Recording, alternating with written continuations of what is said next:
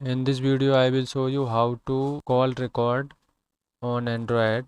During call time automatically record. So first open phone apps. This is a phone apps, and open, go to setting. You can see auto record calls on. Do not turn off, this is on. After that back here and any number dial, like example this number dial. So this window open and call after pickup showing start recording. This is icon. I try this another number because that number not pick up. So dial this number is complaint number, and you can see it pick up the call. Automatic recording start. You can see if you want manual, so here click, this is a save. If you want to start and here click, you can see start recording. If you want how to see call, the cancel. After that go to file manager, open this interface